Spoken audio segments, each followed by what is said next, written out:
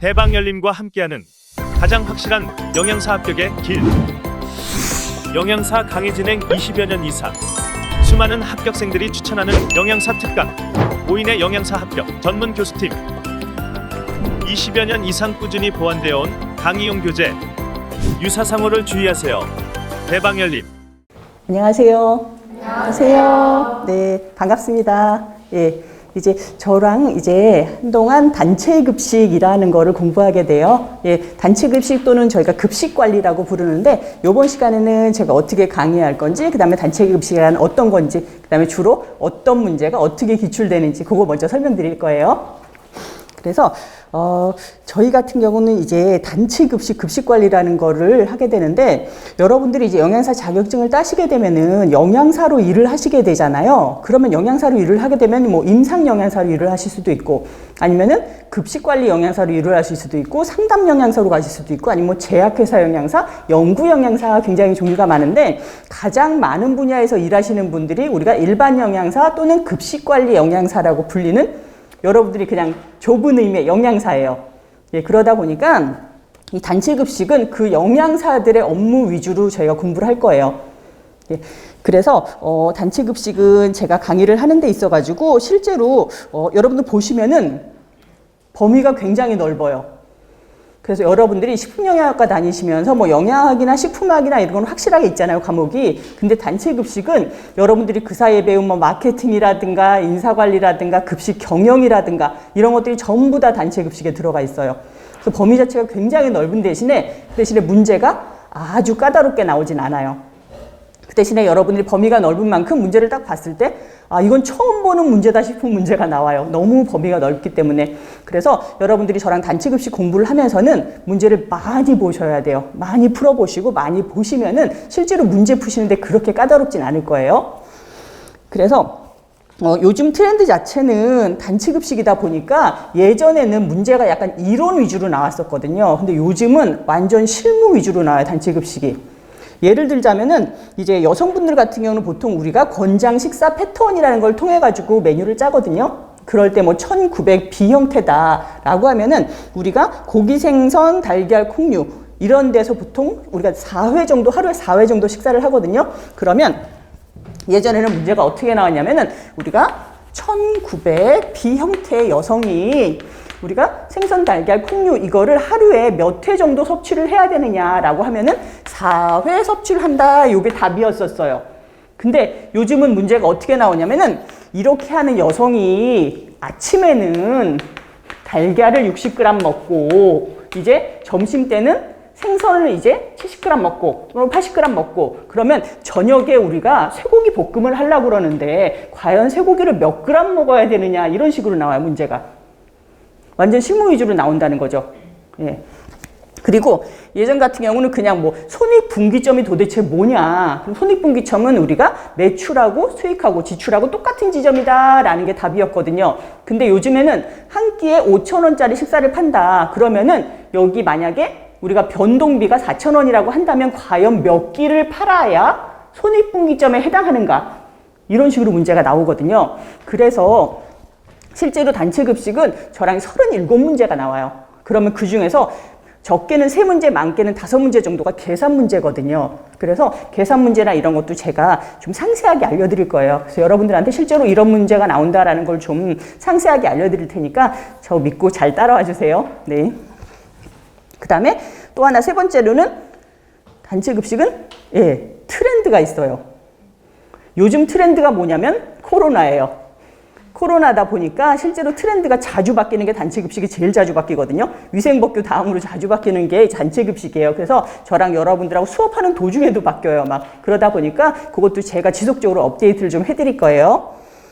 그리고 요거 외에도 여러분들 많이 들으셨겠지만 요거 외에 저랑 학원에서 강의하는 거 왜 혹시 궁금하신 거나 아니면은 여러분들이 여러분들 선배들은 어떻게 수업했는지 이런 거 수기 같은 거 있거든요. 그런 거 보시려면은 네이버 카페 들어가시면 되거든요. 그래서 네이버 카페 들어가시면 요 책 마지막 페이지에 보시면은 QR코드 있으니까 여기 들어가서 질문 같은 거 해주시면은 제가 답변도 해드리고 아니면 선배 영양사가 답변도 해드리니까 요거 많이 활용하시면 될 것 같아요.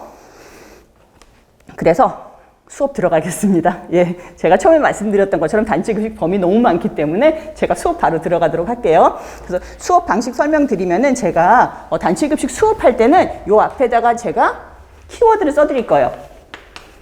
키워드를 써드리면은 여러분들이 수업하시는 동안에 요게 요번 시간에 좀 중요한 거다라는 거 머릿속에 담고 저랑 수업하신 다음에요. 제가 수업 끝나고 나서 다시 한번 요건 짚어드릴 거예요. 그리고 요거 수업한 거를 제가 다음 시간에 기출 문제만 한 10문제 정도 골라가지고 수업하기 전에 여러분들이 한번 쫙 풀어보세요. 그러면 제가 수업하기 전에 그거 한번 쫙 다시 풀어드리고 이렇게 시작하도록 할게요. 자, 그래서 단체 급식은 저랑 수업하실 때는 제가 항상 드리는 말씀이 기존에 하셨던 분들한테 굉장히 도움된다고 하신 말씀이 뭐냐면 제가 숲하고 나무 얘기를 많이 하거든요. 단체 급식은 저랑 할 때는 맨 처음에 숲을 한번 보셔야 돼요. 무슨 말이냐면은 단체 급식이 이루어지는 과정은 마침 여러분들이 영양사가 돼가지고 일하는 과정이에요. 처음에 수요 예측하고 메뉴 짜고 이렇게 해가지고 등등등 커다랗게 저랑 숲을 한번 보신 다음에요. 그 다음에 하나하나 카테고리별로 들어갈 거예요. 메뉴 관리 때 뭐 하셔야 되고 구매 관리 뭐 하셔야 되고 시설 관리는 뭐 하셔야 되고 그렇게 하신 다음에 맨 마지막에 다시 한번 숲을 볼 거예요. 그럼 여러분들이 영양사의 일과를 다 배우시는 게 됩니다. 예. 그래서 단체 급식 이론서 저 1장부터 9장까지 나와 있는 빨간색이 표지부터 한번 볼게요. 1장에 이제 개요라고 나와 있죠. 예. 개요 때는 말 그대로 단체 급식이란 무엇인가, 그 다음에 단체 급식에서 일하는 사람은 누구고 단체 급식에서 일하는 조직은 어떤 조직인가 라는 거 배울 거예요. 여기서는 제가 아까 뭐라고 그랬어요? 단체 급식은 37개 문항이 나와요. 여러분들이 2교시 때 37개의 문항을 단체 급식에서 푸시게 되는데 문제로는 이제 41번부터 77번까지가 단체 급식입니다. 예. 그래서 1장 개요는 지금까지 한 3개년도 영양사 문제 나왔던 거 분석을 해보니까 거의 똑같아요. 개요에서는 4문제가 나와요. 그리고 두 번째 식단 관리, 메뉴 관리. 이제 영양사분들 가장 중요한 이제 메뉴 관리인데 여기서는 이제 식단도 짜고 여러분들이 실제로 식단 평가도 하고 이럴 거예요. 그러면 요 시간에는 거의 5문제가 기출됩니다. 식단 관리 시간에는 요게 요번 해에는 조금 바뀔 수도 있는데 거의 비슷하게 이런 형태로 5개, 4개가 출시가 됐어요. 그리고 3장 구매 관리 들어가게 되면은 우리 이제 식단 짰죠. 그러면은 거기에 필요한 거 쌀 얼마, 미역 얼마 이걸 우리가 구매를 해야 돼요. 사와야 되는 거잖아요. 그 구매 관리 시간에는 6문제가 기출돼요. 구매 관리가 문제 많이 나와요. 그리고 그러면 물건 샀어요. 이제 쌀하고 미역하고 칼치하고 우리가 다 사왔어요. 그럼 그걸로 뭐예요? 만들어야 돼요. 그죠? 메뉴를 만드는 걸 뭐라고 부르냐면 우리가 메뉴를 생산한다라고 얘기를 해요. 그게 생산관리예요. 그리고 생산하기 위해 가지고 거기서 막 조리원들이 막 일해야 되잖아요. 그걸 작업한다라고 얘기를 하거든요. 그게 생산관리, 작업관리인데 요때 7문제 나와요. 그리고 5장에 위생안전관리. 요즘 안전관리 굉장히 중요해졌잖아요. 위생안전관리 시간에는 통상적으로 3문제 나왔어요.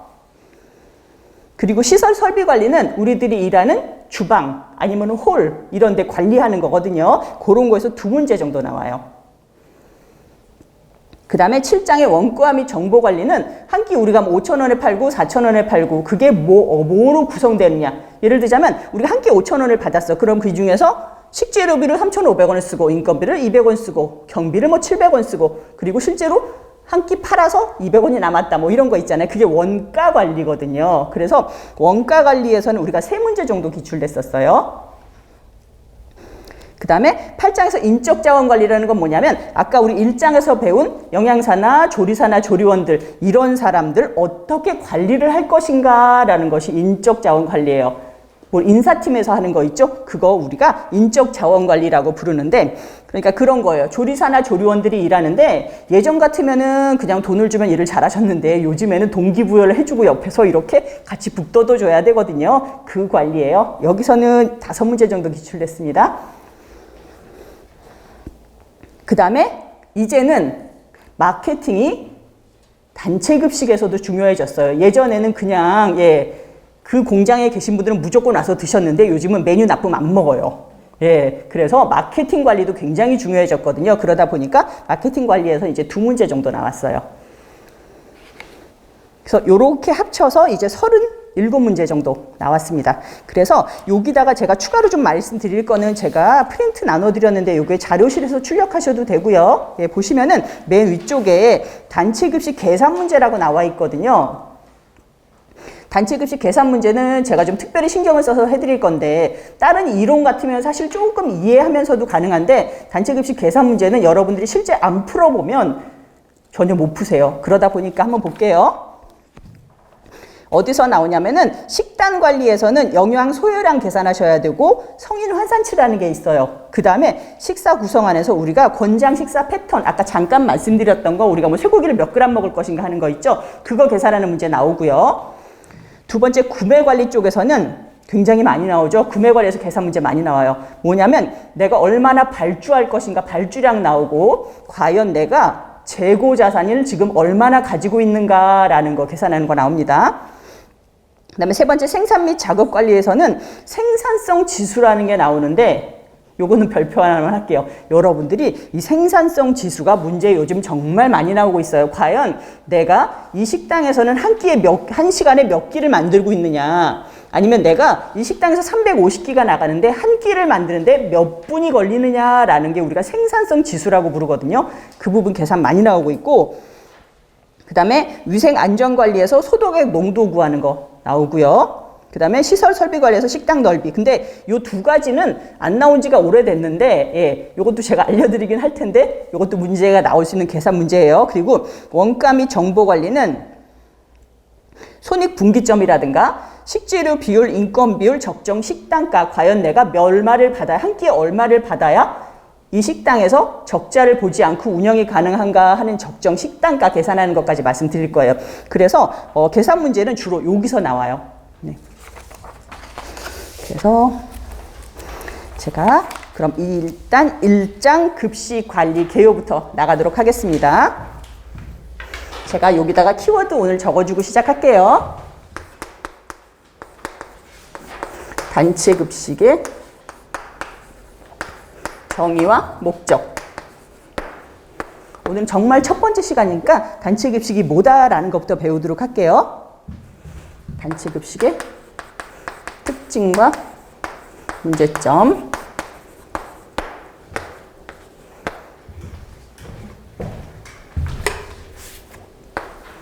단체 급식의 순환 과정. 자, 단체 급식의 정의하고 목적, 그 다음에 단체 급식의 특징이 뭔지, 그 다음에 문제점이 뭐가 있는지, 그 다음에 단체 급식의 순환 과정에서 하루하루 이루어지는 영양사의 일과에 대해 제가 쭉 설명드리도록 할게요. 그래서 일단 1번 보시면 급식 산업의 정의와 분류하고 나오거든요. 제가 여기서 수업하면서는 굉장히 많은 만큼 제가 지금까지 거의 한 5년이나 10년 안에 문제 안 나왔던 건 좀 빨리빨리 지나갈 거예요. 그리고 키워드 위주로 좀 말씀을 드릴게요. 그래서 정의는 급식 산업이 과연 뭐냐. 예, 급식 산업 말 그대로 푸드 서비스, 먹는 거에 대한 산업이에요. 그래서 보시면 가정 외의 장소에서 우리가 집에서 식사하는 거 우리가 급식 산업이라고 안 해요. 예. 그래서 가정 외의 장소에서 상업성 및 비상업성 목적으로 고객에게 음식을 제공하는 외식이나 단체 급식을 포괄하는 업체다라고 했거든요. 그래서 밑에 급식 산업의 분류 보면은 여기다 별표 하나만 할게요. 우리나라는 급식 산업을 두 가지로 분류하는데요. 하나는 외식업, 하나는 단체 급식이에요. 그래서 외식업이라는 건 뭐냐면 여러분들이 나가서 보실 수 있는 음식점들이 있잖아요. 예, 그런 것들이 그냥 외식업이에요. 호텔 내에 들어가서도 식당이 있고 여기 가다 보면 분식점도 있고 저기 가다 보면 한식당도 있고 그게 다 외식업입니다. 그래서 일반인들을 대상으로 상업성의 목적으로 음식을 제공하는 업체들이다. 이것이 우리가 외식업이고 여기에 해당하는 게 뭐가 있냐면 일반 음식점, 그 다음에 휴게 음식점, 출장 외식업, 호텔 및 숙박시설 식당 이런 것들이 전부 다 포함되고요. 중요한 건 단체 급식이죠. 우리한테는. 단체 급식은 뭐냐면 직영 및 위탁의 형태로 조직의 특정 동그라미 할게요. 특정 구성원들에게 그 다음에 지속적으로 동그라미 할게요. 2개 동그라미 해놓으셔야 돼요. 급식을 제공하는 업체들로 구성된 산업이다라고 했는데 그래서 여러분들이 아는 단체 급식 식당들 뭐 교육기관이나 그러니까 초등학교나 중학교나 고등학교나 이런 데 식당들 그리고 산업체 식당 그리고 의료기관, 병원에 있는 식당, 병원에 있는 환자실까지 다 단체급식입니다. 그 다음에 사회복지시설, 그 다음에 군대급식 이런 것들이 전부 다 단체급식인데 외식업하고 뚜렷하게 비교되는 거는 특정인이 지속적으로 식사를 한다. 딱 고정된 사람이 계속 식사를 해야 우리가 단체급식이라고 부르거든요. 그래서 밑에 외식업과 단체급식 비교표 보시면은 구분의 피급식자라고 나와요. 피급식자가 뭐냐면 제가 이 단체급식에서 주로 많이 사용되는 단어들이 있는데 그것도 중간중간에 나오면 제가 설명을 드릴게요. 그래서 급식자라는 말이 있고 피급식자라는 말이 있어요. 그러면 급식자라는 말은 뭐냐면 급식을 주는 사람, 영양사나 조리사나 조리 종사원이나 이런 사람들이 급식자고 급식을 당하는 사람이잖아요. 이 사람들은 급식을 먹는 사람들을 우리가 피급식자라고 불러요. 그러니까 요거는 다른 말로 뭐라고 얘기할 수 있냐면 급식 대상자라고 불러요. 그러니까 식사를 하는 사람들, 이 사람들을 외식업은 불특정 다수다. 그러니까 정해져 있지 않아요. 뭐 A 설렁탕이 있다. 저기 설렁탕 집이 있는데 뭐 이 사람이 가서 식사하고 계속 거기서 식사하는 게 아니에요. 지나가다가 아, 식당에 마음에 든다라고 식사를 할 수도 있어요. 그거는 우리가 불특정 다수라고 불러요. 일반인인 거죠. 그냥. 근데 단체급식은 특정인이 식사를 해요. 무슨 말이냐면 내가 A전자 식당이다. 그럼 A전자 직원들이 여기 와서 계속 식사를 하잖아요. 그걸 우리가 특정인이 식사를 한다고 말을 해요. 고정된 이 사람이 계속 식사를 하기 때문에 특정인. 그리고 두 번째 지속성이라는 건 뭐냐면 과연 계속 와서 식사를 하느냐, 어제도 와서 식사하고 오늘도 식사하고 앞으로 이 사람이 이 회사 다니는 한 계속 여기서 식사를 할 거다라고 하면 그건 지속성이 있는 거예요. 하지만 외식업은 뜨내기 손님이라고 하면 좀 미안하고 오늘은 누가 왔다가 내일은 또 딴 사람이 오고 이러잖아요. 그게 외식업의 특징이라는 거죠. 그래서 외식업은 지속성이 없고요. 단체급식은 지속성이 있어요. 이 두 가지가 가장 큰 특징이고 그 밑에는 메뉴는 외식업 같은 경우는 고정 메뉴라고 얘기하는데 고정 메뉴는 뭐냐면 설렁탕이면 어제도 팔고 오늘도 팔고 내일도 팔고 계속 똑같은 게 고정돼 있어 메뉴가. 저쪽에 스파게티 집 가니까 맨날 스파게티가 나와. 항상 똑같은 스파게티를 언제 가도 먹을 수 있어. 이건 고정 메뉴예요. 하지만 변동 메뉴라는 거는 어제는 돈가스였는데 오늘은 김치찌개고 그 다음날은 설렁탕이야. 메뉴가 맨날 바뀌죠. 단체급식은. 그래서 메뉴가 변동한다라고 해서 변동 메뉴라고 불러요. 그 다음에 가격은 외식업 같은 경우는 다양해요. 스파게티는 9,000원, 그 다음에 피자는 13,000원, 그 다음에 콜라는 2,000원 이렇잖아요. 단체급식은 단일하다는 게 무슨 말이냐면 저기 들어가면 한 끼 7,000원 아니면 한 끼 5,000원 이렇게 정해져 있어요. 단일 단가죠. 그리고 수요라는 건 뭐냐면 몇 명이 먹을 것인가 라는 거거든요. 근데 외식업 같은 경우 변동폭이 굉장히 넓어요. 왜냐하면 오늘 갑자기 대박 나서 오늘 100명이 먹었어. 여기 분식집에서. 근데 그 다음날 되니까 2명밖에 안 먹었어. 수요 변동폭이 굉장히 크잖아요. 근데 아까 얘기했던 우리 A전자 식당에 200명이 근무해요. 그러면 여기서 플러스 마이너스 10%를 잘 안 넘어요. 왜냐하면 이분들 다 여기 와서 먹기 때문에. 그래서 단체급식은 변동폭이 작다라고 얘기를 할 수가 있어요. 근데 이것도 아까 마케팅 얘기하면서 제가 말씀드렸는데 요즘은 변동폭이 좀 커요. 날씨 좋고 막 벚꽃놀이 하려면 다 나가버리고 오늘 갑자기 비 오면 우르르 식당 와서 먹고 그러긴 하거든요. 그래도 외식보다는 변동폭이 작다라고 볼 수 있습니다. 그다음에 관리자가 외식업은 이제 매니저나 점장이란 분들이 매니저로 일을 하게 되는데 관리자가 단체급식은 거의 영양사가 관리자로서 일을 하게 됩니다. 그래서 여기 비교표는 여러분들 지금까지 다 아시는 내용이거든요. 다 아시는 내용인데 그냥 머리 정리하라고 이렇게 만들어 드린 거예요. 그래서 여기까지는 문제가 어떤 유형으로 많이 나왔었냐면은 주로 많이 나왔던 게 다음 중에서 외식업에 해당하는 식당은 무엇이냐 아니면은 다음 보기 중에서 단체급식에 해당하는 식당은 무엇이냐라는 문제가 꽤 많이 나왔었어요. 그리고 단체급식의 가장 큰 특징은 무엇이냐라고 했을 때는 특정인이 지속적으로 식사를 한다라는 것이 가장 큰 특징이에요. 단체급식은. 그 다음에 단체급식 정의를 물어본다고 해도 특정인이 지속적으로 하나의 식당에서 계속 식사를 한다라고 보시면 됩니다. 그리고 여기서 하나 제가 요점을 드릴 게 우리가 아까 급식산업 하면서 상업성과 비상업성이라는 얘기를 했었거든요. 상업성, 상업적, 그 다음에 비상업적이라는 얘기를 했는데 이건 뭐냐면 상업적이라는 건 뭐냐면 이 사업을 해서 돈을 번다는 얘기예요. 비상업적이라는 거는 이 사업을 해서 돈을 벌지 않아요. 나는 이거 예를 들자면 뭐 종교 단체라든가 이런 거는 비상업적인 단체라고 부르잖아요. 근데 상업적인 거 비상업적인 거를 왜 말씀드리냐면 예전에 우리나라에서 급식산업을 분류를 어떻게 했었냐면은 상업적인 것과 비상업적인 걸로 분류를 했어요. 예전에는 두 가지가. 근데 이제 어떻게 바뀌었다? 외식업과 단체급식으로 바뀌었잖아요. 그래서 요즘은 물어보면 상업적인 급식, 비상업적인 급식 합쳐서 우리가 급식산업이다라고 얘기를 안 해요. 외식업과 단체급식 합쳐서 이 이유가 뭐냐면은 단체급식이 예전에는 비상업적인 급식이었어요. 예를 들자면 A전자가 있다. 그러면 A전자 사람들 빨리 식사하고 그냥 좀 쉬시라고 식당을 만들어줬어요. 왜냐하면 일일이 도시락 싸갖고 다니기 힘드니까. 그리고 학생도 학교 안에 뭐 식당 만들고 하잖아요. 실제로 단체급식 식당을 만든 이유는 복리후생이나 좀 편하라고 만들어준 거거든요. 그러다 보니까 그걸 해가지고 내부적으로 돈을 벌겠다 이런 뜻이 아니었어요. 그래서 비상업적인 급식이 단체급식이었었어요. 근데 뭐가 생겨났다? 위탁급식 업체가 1989년도에 생겨났어요. 우리나라는 특히나 대기업에서 다 갖고 있잖아요. LG 쪽에 아오미 있고, 그 다음에 삼성에도 있고, 그 다음에 한화도 갖고 있고, 다 갖고 있잖아요. 그러다 보니까 위탁급식 업체가 생겨났는데, 이거는 단체급식이면서 상업적인 급식이야. 그러니까 이 꼴이 표현이 안 되는 거야. 예전에는 상업적인 급식 외식업, 비상업적인 급식 단체급식이었는데, 단체급식인데 분명히 이게 상업적인 급식이란 말이에요. 그러다 보니까 이게 안 되는 거예요. 그래서 이제는 외식업하고 단체급식이고 단체급식도 반드시 비상업적인 급식은 아니다라는 거예요. 위탁급식 업체가 있기 때문에. 네.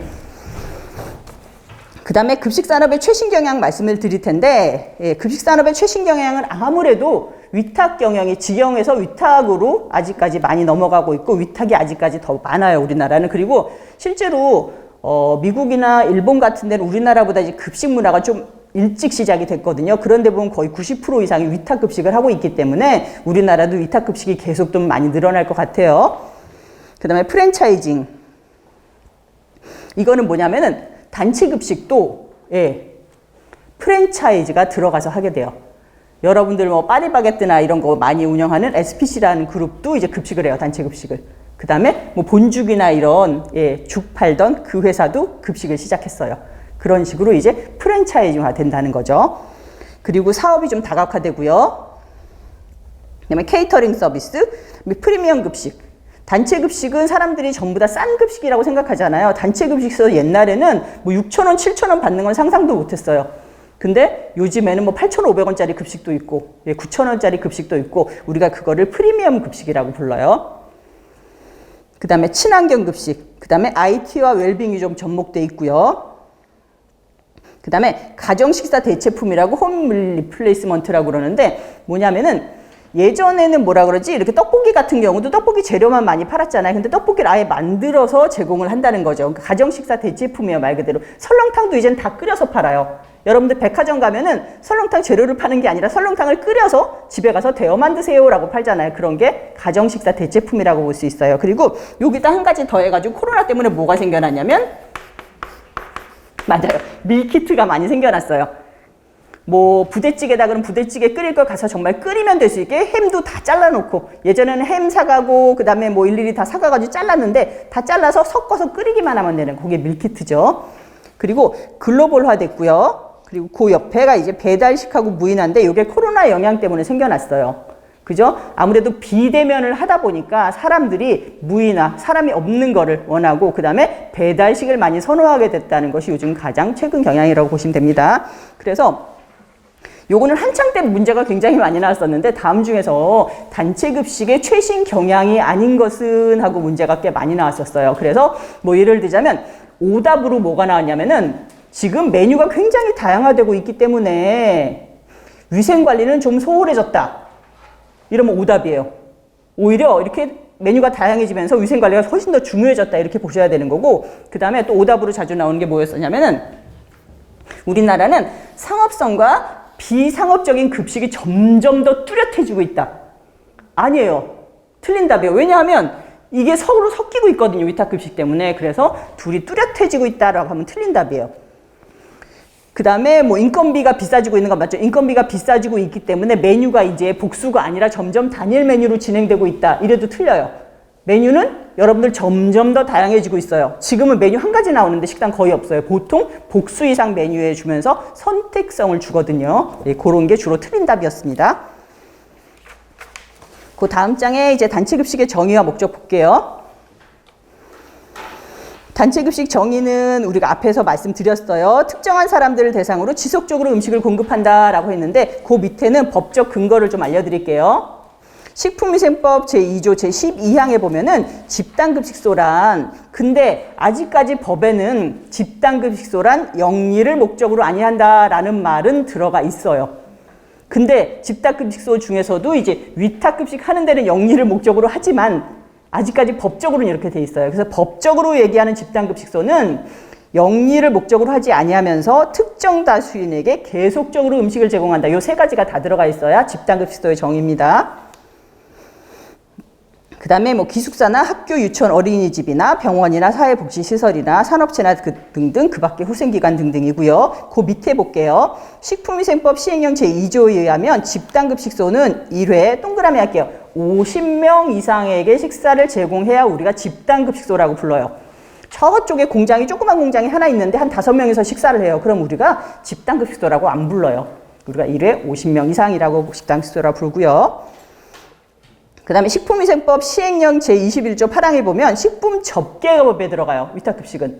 식품접객업 중에서 우리가 위탁급식 영업이란 집단급식소를 설치 운영하는 자와의 계약에 따라서 그거를 제공하는 거, 위탁 계약을 맺어서 제공하는 걸 우리가 위탁급식 영업이라고 불러요.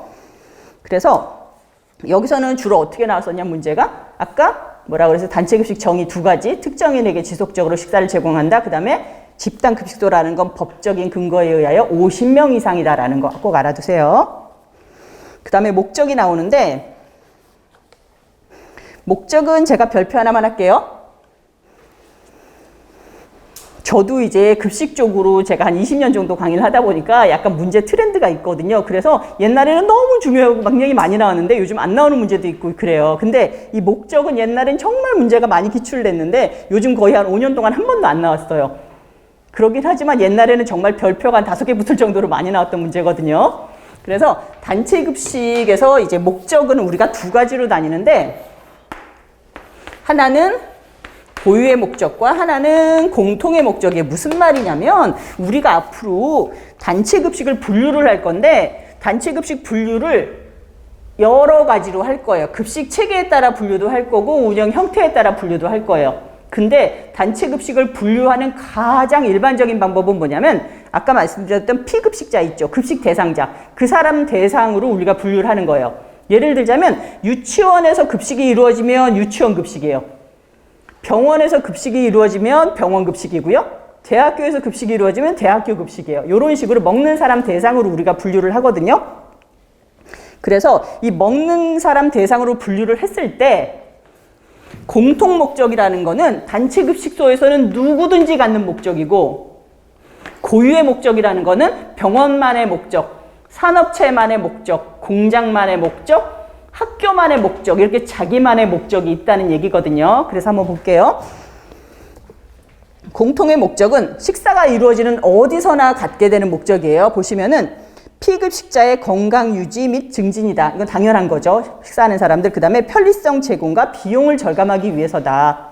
그리고 인간관계를 육성하고 사회성도 함양할 수 있다. 같이 식사함으로 인해 가지고. 그 다음에 피급식자에 대한 휴식처도 제공을 한다. 식사하고 잠깐 쉬고 가는 거죠. 그리고 자원의 효율적 경제적인 활용에 기여한다. 이건 무슨 말이냐면은 예를 들자면 요번에 양파가 막 너무 풍년이에요. 그러면은 급식소에서 양파를 좀 많이 써줘요. 예, 그런 의미에서 우리가 이런 자원의 효율적인 이용에 우리가 기여를 한다라고 얘기를 하는 거예요. 요게 공통의 목적이고요. 밑에 고유의 목적 한번 볼게요. 산업체는 생산성 향상과 복리 증진인데 이거는 무슨 말이냐면 이 회사를 다녀요. 그러면은 식당을 이용할 수가 있어. 그럼 이건 이 사람한테 혜택인 거야. 나는 저기 A, B 내가 둘 다 이력서를 내가지고 A, B 공장 둘 다 됐어요. 근데 A 공장에는 식당이 있고 B는 없어. 여긴 내가 도시락을 싸갖고 다니거나 맨날 밥을 사 먹어야 돼. 그러면 이게 복리적인 혜택을 준다라고 얘기를 해요. 복리 증진이죠, 그게. 그리고 생산성 향상이라는 건 빨리빨리 먹고 식사하고 일을 더 빨리 할 수 있다는 거죠. 그다음에 학교는 바람직한 식습관 형성과 교육활동 효과 증진을 위한 목표가 있고, 세 번째 병원은 질병 치료 및 회복 증진 건강 회복을 위한 목표가 있어요. 이건 우리가 환자들한테 치료식을 제공하면서 갖게 되는 목적이죠. 그다음에 군대는 군력 증진, 그다음 사회복지시설은 가정적인 분위기를 조성해 주는 거, 아동복지시설은 신체적, 정신적으로 건강하게 육성을 해주는 거, 그 다음에 교도소는 교정활동 지원하는 거, 이런 특정한 목적이 있는데 요거는 문제가 딱 두 가지 형태밖에 없어요. 다음 중에서 단체급식 공통의 목적이 아닌 것은 하면은 고유 목적이 하나 낄 수 있어요. 공통의 목적 쭉 나오다가 갑자기 하나가 질병치료, 이러면 이건 공통의 목적이 아니라 병원만의 목적이거든요. 그리고 또 하나의 형태는 뭐냐면 다음 중에서 고유의 목적이 아닌 것은 하면서 공통의 목적이 하나 낄 수 있어요. 그리고 다음 중에서 고유의 목적을 제대로 연결하지 못한 것은 하면은 산업체에다가 막 병원 목적 갖다 놓고 아니면 학교에다가 막 군대 목적 갖다 놓고 서로 잘못 연결할 수가 있거든요. 그런 거 골라낼 줄 아셔야 되는 건데 요거는 여러분들이 한번 이해하고 가셔도 충분히 보실 수가 있어요. 이거는. 그 다음에 세 번째 단체급식의 순환 과정인데 요거 우리가 매니지먼트 사이클이라고 부르거든요. 요게 단체급식이 이루어지는 과정이고 영양사의 하루 일과라고 보시면 돼요. 제가 처음에 숲을 봐야 된다고 말씀드렸잖아요. 그 숲이 이거예요. 영양사는 이런 식으로 일을 하고 여기서 다시 처음으로 돌아가서 일을 하고 다시 처음으로 돌아가게 돼요. 그래서 보시면 맨 처음에 하게 되는 것이 요거는 지금 억지로 외우지 않으셔도 돼요. 제가 여러분들하고 요거 순서대로 수업할 거예요. 예. 그래서 처음에 수요 예측을 하게 돼요. 과연 여러분들이 지금부터 영양사가 되신 거예요. 영양사가 돼서 지점에서 이제 일을 하시는 거예요. 그러면 내가 무슨 일부터 시작해야 되냐면 맨 처음에 메뉴 짜는 게 아니에요. 맨 처음에 과연 몇 명이 먹을 것인가 라는 걸 여러분들이 선택을 하셔야 돼요. 그걸 수요 예측이라고 부르거든요. 몇 명이 먹을까? 그럼 오늘 한 350명 정도가 먹을 것 같아요. 그러면 메뉴 계획을 하는 거예요. 메뉴를 짜는 거죠. 그 다음에 메뉴를 짠 다음에 그러면 과연 쌀은 얼마나 필요하고 감자는 얼마가 필요하고 뭐 오늘 마침 장어덮밥이 나가. 그러면 장어를 내가 몇 킬로 발주해야 되고 하는 소요량이 나와요. 그 다음에 소요량까지 했으면은 어떻게 돼요? 물건 시켜야 되죠. 물건 시키는 거 우리가 발주라고 불러요. 발주한다라고 얘기하면 물건 시키는 거예요. 내가 물건을 시키면은 이제 구매를 해야 되는 거죠. 물건 사요. 그러면 물건 사갖고 들어와서 내가 물건 제대로 들어왔나 검사하는 걸 뭐라고 부르냐면 검수라고 불러요. 검수 작업을 하게 돼요. 그러면 검수하고 바로 조리를 하는 게 아니에요. 여러분들이 그날 예를 들자면 오늘 장어덮밥이야. 그럼 오늘 아침에 장어 사와가지고 바로 조리하는 게 아니거든요. 보통 우리가 D3, D2라고 부르는데 그건 뭐냐면 3일 전에 물건이 들어와요. 일반적으로. 보통 D1이라고 그래가지고 그날 들어와야 되는 것도 있어요. 뭐 두부라든가 콩나물이라든가 상하는 것들은. 근데 통상적으로 한 3일 전에 보통은 들어오거든요. 물건이. 그러면 그걸 갖다가 여러분들이 전처리를 하던가 아니면은 낮게 포장을 하던가 해가지고 어떻게 하냐면 잠깐 저장을 해줘요. 저장을 해놨다가 그걸 이제 조리해야 되는 거죠. 아까 제가 단체급식에서 쓰는 단어 있다라고 그랬잖아요. 생산. 조리한다라고도 얘기하지만 생산한다라고 얘기를 해요. 그래서 아까 만드는 과정을 생산관리라고 불렀었잖아요. 생산하는 거, 조리하는 거. 그 다음에 만들었어요 다. 그럼 이제 급식해야 되죠. 우리가 그걸 배식한다라고 해요. 식사를 나눠준다라고 해서 배식관리, 배식이라고 부르고 요거를 또 다른 의미에서는 우리가 마케팅이 많이 들어왔다고 그랬어요. 그래서 서비스한다라는 말도 써요. 그래서 배식하는 거는 서비스하는 과정이에요. 그리고 서비스까지 했어요. 그러면 우리가 원가 관리를 해줘요. 과연 오늘 식재료를 얼마나 썼고 인건비를 얼마나 썼고 그래서 어느 정도 남았고 이거 회계가 나오거든요. 그럼 회계 관리를 한 다음에 그 다음에 피드백을 하라는 건 뭐냐면 오늘 재료를 사실은 내가 한 끼당 3,500원만 썼어야 되는데 오늘 실제로 나간 거 보니까 4,000원을 썼어요. 내가 굉장히 많이 썼네. 그러면 내일이나 다음 재료비에서 조금 적게 써야겠다라고 하는 거 이게 피드백이에요. 아니면 오늘 실제로 시금치 무침이 나갔는데 사람들이 아무도 안 먹어. 그러면 다음번에는 시금치 무침은 메뉴에서 좀 적게 적거나 아니면 1인 분량을 좀 줄여야겠다라는 것이 피드백이거든요. 다시 앞으로 돌아가서 수요 예측을 하는 거. 그 다음에 오늘 내가 350명 메뉴를 만들었는데 실제로 300명밖에 안 먹었어요. 그럼 내가 수요 예측할 때 좀 더 다음에 줄여야겠구나 하는 거, 그게 다 피드백이 됩니다. 그래서 요 과정을 우리가 단체 급식의 순환 과정이라고 불러요. 요렇게 하고 그 다음번에 또 수요 예측 들어가죠. 쭉 가고 다 또 수요 예측, 사이클이에요. 영양사가 일하게 되는 사이클. 요거대로 저랑 수업할 거예요.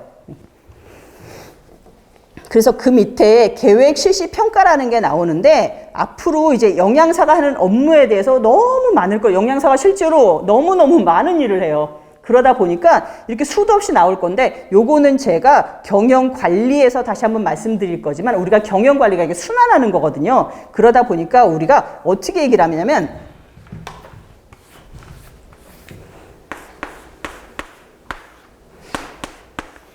우리가 PDS라고 부르는 게 있어요. 이거는 경영의 순환 기능인데 이 PDS가 외우실 필요 없어요. 여기서 보면 플랜, 두, C죠. 이게 뭐냐면 계획하고 실시하고 평가하는 거. 플랜, 두, C. 계획, 실시, 평가, 계획, 실시, 평가. 요게 한 바퀴 이렇게 도는 거예요. 계획했죠? 영양사, 그러니까 영양사 메뉴 짜고 계획해가지고 실시, 배식했죠? C. 평가해요. 다시 계획하죠. PDS, 우리가 돌아가는 매니지먼트 사이클을 우리가 PDS 사이클이라고 그러고, 그 다음에 우리가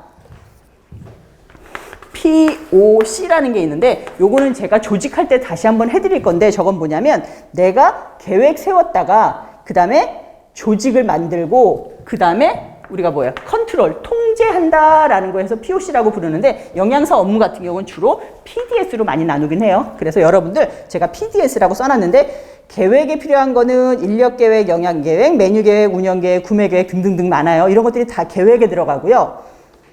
실시에 들어가는 건 식단 작성, 구매하거나 검수하거나 저장, 조리, 생산, 배식 이런 것들이 전부 다 실시에 들어가고요. 두에. 그 다음에 평가에 들어가는 것이 메뉴 평가, 원가 관리, 각종 일지, 재고 조사 이런 것들이 다 C에 들어가는데 여기서 문제 어떻게 나왔었냐면요. 다음 중에서 영양사 업무 중에서 평가에 해당하지 않는 것은 하면서 위에 나와 있는 인력계획이나 영양계획 같은 거 하나 끼워놓으면 이거는 평가가 아니라 계획이다 라는 거 아셔야 된다는 거예요. 예, 그래서 요 세 가지 분류 나누시는데 그렇게 어렵진 않은 게 계획에 들어가는 애들은 다 계획자가 붙어요. 뒤에 운영계획, 구매계획, 식수 예측 다 계획자예요. 그 다음에 실시평가, 그 다음에 매니지먼트 사이클 순서 나오는 것도 문제가 예전엔 많이 나왔었는데 요즘은 별로 안 나와요. 예, 그래서 수요 예측부터 시작해가지고 우리가 발주 저장 등등해서 피드백까지 요거 순서는 여러분들이 저랑 수업하면 그냥 쭉 외우시게 돼 있어요. 영양사 업무니까. 그 다음에 이제 단체 급식의 특징 한번 볼게요. 단체 급식의 특징은 지금까지 했던 거 쭉 정리해 드린 거예요. 한번 그냥 쉽게 읽고 넘어갈게요. 특정인을 대상으로 지속적으로 급식한다. 그 다음에 외식업 대비는 식단가가 좀 낮다. 그리고 대부분 영양사가 관리자더라. 그 다음에 규모가 크고 짧은 시간에 다량의 식사를 공급한다. 우리가 이거 집중 배식이라고 불러요. 무슨 말이냐면 외식업 같은 경우, 외식업은 지금은 이제 브레이크 타임이 있지만 예전에는 그냥 하루 종일 식사 제공했었잖아요. 분식집 그냥 아무 때나 가면 식사 제공할 수 있었잖아요. 근데 단체 급식은 뭐냐면 점심시간에 식사가 빠바바바 제공돼야 되기 때문에 오늘 이 식당에 우리가 10,000명이 있어. 근데 이분들이 점심시간이 12시부터 1시란 말이에요. 이 사이에 10,000명이 다 먹어야 돼. 그래서 정말 집중적으로 배식이 이루어진다는 거예요. 우리가 집중 배식 아니면 피크타임 배식이라고 부르거든요. 그래서 급식이 워킹 스케줄, 인력 계획 짜기도 너무 힘들고 일하기도 너무 힘든 거예요. 왜냐하면 저 시간에 우르르 와서 다 먹어야 되기 때문에. 그래서 저 시간은 완전 전쟁이거든요. 그리고 세 번째는 일반적으로 변동 메뉴가 많아서 메뉴가 날마다 변한다. 그 다음에 대량 식중독의 위험이 있어서 위생관리가 굉장히 중요하다. 왜냐하면 대량 식중독이 일어난다는 건 뭐다? 왜냐하면 똑같은 음식을 그 많은 사람들이 먹기 때문에 한 사람이 식중독이면 다 걸리는 거예요. 외식업 같은 경우는 시간도 길고, 그쵸? 누구는 2시에 와서 먹었고 누구는 7시에 와서 먹고 하다 보니까 이렇게 분산되는데 급식 같은 경우는 10,000명이 여기 한꺼번에 똑같은 음식을 먹는단 말이에요. 그러면 식중독이 하나가 발생하면 거의 다 대량으로 발생할 수밖에 없다는 거죠. 그 다음에 작업관리 인력 운영은 이제 체계적으로 이루어진다라는 거. 요게 단체급식의 특징이에요. 문제가 나오면은 예전에는 다음 중에서 단체급식의 특징이 아닌 것은 하면서 뭐 메뉴가 변동 메뉴가 아니라 고정 메뉴라든지 뭐 이런 식으로 된 적이 있었어요. 그 다음에 단체급식의 문제점 할게요.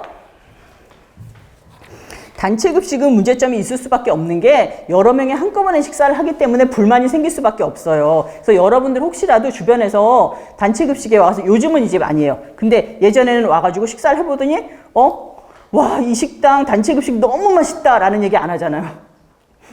예전 인스타 막 올리지도 않았잖아요. 근데 요즘은 많이 변해서 올려요. 단체급식에서도 식사 뭐 8,000원짜리, 7,000원짜리 많기 때문에 인스타 올리고 막 스타 영양사 막 나오고 이러잖아요. 그런 식으로 하는데 아직까지는 그래도 단가가 좀 낮기 때문에 그래서 영양적인 문제점 한번 볼게요. 영양적인 문제점은 단체급식이라고 그래가지고 여기서 반드시 영양소 섭취를 못한다 이건 아니에요. 하지만 영양사 산출이 잘못될 경우 왜냐하면 전부 다 모르는 이 사람은 실제로 1800칼로리가 필요한 사람이고 이 사람은 3000칼로리가 필요하면 내가 이 사람은 3000칼로리 주고 이 사람은 1800칼로리 못 주잖아요. 그러다 보니까 개개인 차가 있어서 영양적인 문제점이 생길 수밖에 없다는 거예요. 보시면 이제 다량 조리 기술 부족하고 맛이 저하되거나 기호에 맞지 않으면 섭취를 안 해버려. 영양사가 아무리 1800칼로리, 1900칼로리 짜가지고 딱 맞춰줘도 배식하면서 난 맛있다고 만두를 20개씩 들고 가고 그러면은 영양적인 불균형이 올 수밖에 없다는 거죠. 그게 영양적인 문제점이에요. 그 다음에 위생적인 문제점 같은 경우는 뭐냐면은 대규모 급식이기 때문에 종업원의 위생교육과 시설 및 기기의 위생관리가 중요하고 아까 말씀드렸죠. 대량 식중독의 사고가 날 우려가 있습니다. 그리고 세 번째 비용면은 뭐냐면 아직까지는 그래도 많이 나아지긴 했는데 단체급식에서는 사람들이 5,000원 넘어가면 여기 비싸네 라는 의식이 있어요. 그냥 한 끼 내가 때운다라는 생각이 많기 때문에 아직까지는 지금 우리가 5년 전에 보통 단체급식 평균 단가가 얼마였냐면 3,500원, 4,000원이었거든요. 그때 외식 단가가 한 6,000원에서 7,000원이었어요. 근데 지금 코로나를 거치면서 외식 단가가 거의 10,000원 이상 됐단 말이에요. 근데도 단체급식은 아직까지도 한 1,000원밖에 안 올랐어요. 외식업이 막 4,000원 오를 때 단체급식은 1,000원밖에 안 오른다는 거죠. 예, 그러다 보니까 이 비용 면에서 대부분 급식소가 그리고 이럴 수밖에 없는 게 우리나라는 굉장히 특이한 게 외국에는 단체급식을 거의 자기가 돈을 내요. 단체급식에서 먹더라도 자기가 돈을 내는데 우리나라는 아직까지 회사에서 돈을 대주는 경우가 많아요. 그러다 보니까는 차라리 내가 한 1,000원만 더 주고 잘 먹겠다가 안 통하는 거예요.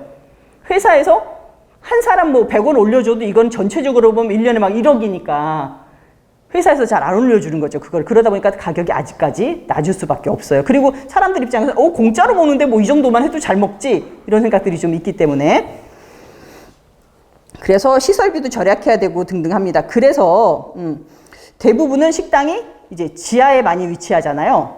제가 어떤 데 가면 지하 4층에 있는 것도 봤어요. 그럼 영양사가 막 자기는 산소호흡기 끼고 일해야 된다고 지하 4층에서 일한다고 얼굴에 막 뭐 핀다고 막 그러더라고요. 아직까지는 지하에 좀 많이 넣어놓는 경우가 많아요. 그 다음에 심리면이라는 건 뭐냐면 가정식에 대한 향수라는 거죠.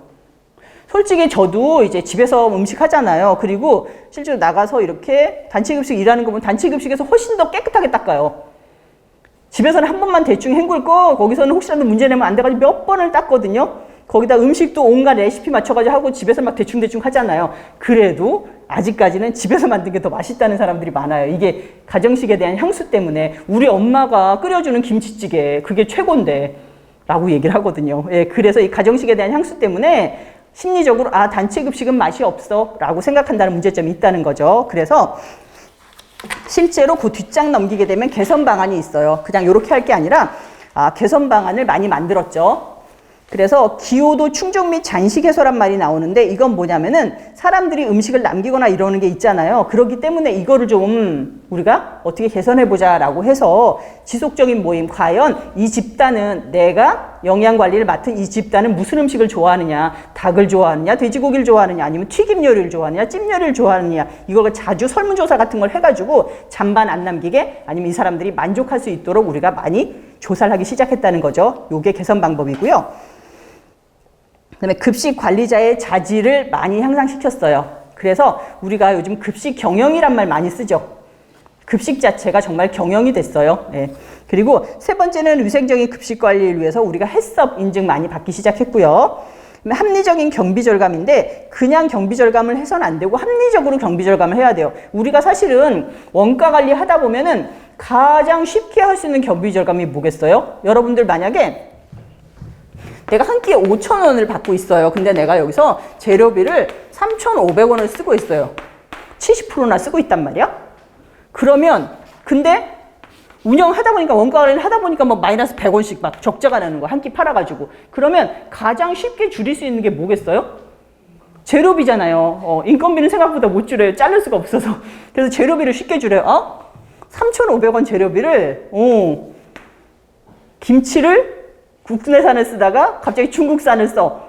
국내산 김치하고 중국산 김치하고 3배 차이 나거든요. 그럼 갑자기 내가 중국산 김치를 쓰면 여기서 300원을 깎는단 말이야? 그럼 3,200원 쓸 수 있잖아요. 그래서 요게 가장 쉬운 건데 그렇게 하시면 안 돼요. 그럼 먹는 사람들 금방 알아요. 아, 식사질이 너무 떨어졌다. 그래가지고 오히려 식수가 떨어져가지고 계속 악순환을 하게 되는 거거든요. 그래서 합리적인 경비 절감을 하라는 건 뭐냐면 계절식품을 구매한다거나 아니면 우리가 대량 구매를 한다거나 이것도 제가 나중에 구매 노하우 하면서 알려드릴 건데 요런 대량 구매하는 방법이 있고요. 근데 합리적인 작업 관리 같은 경우는 우리가 작업 분석이라는 거 배울 거예요. 이게 뭐냐면 조리원들이 어떤 식으로 일을 하고 있느냐. 예를 들자면 이런 거예요. 작업 관리가. 오늘은 제가 맛만 보여드리는 시간이니까 나중에 작업 관리할 때 아주 상세하게 해드릴 거예요. 근데 여기가 전처리실이야. 여기서 막 내가 전처리에 감자도 깎고 그다음에 생선 머리도 치고 막 해요. 그래가지고 여기 창고 저장실에다 잠깐 저장을 해요. 그랬다가 여기 조리실이 있어요. 조리실에서 내가 조리를 막 해. 근데 만약에 요게 거꾸로 돼가지고 여기 전처리실이 있고 여기 조리실이 있고 여기 창고가 있어요. 그러면 내가 전처리실에서 전처리를 막 해. 그래가지고 여기 창고로 가져갔다가 음식하려면 또 이렇게 갖고 와야 돼.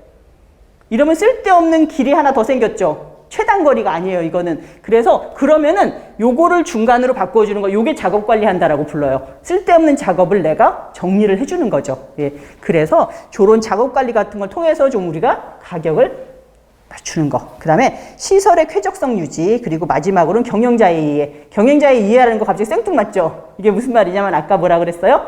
거의 돈을 내주는 경우가 많다고 그랬어요. 그러니까 경영자한테 500원만 높이면 훨씬 더 식사가 잘 나갈 수 있습니다 라는 거죠. 그런 식으로 경영자한테 우리가 이해를 도모해라 라는 거예요. 가격을 높이자는 얘기예요, 결국은. 네, 여기까지 말씀드렸고요.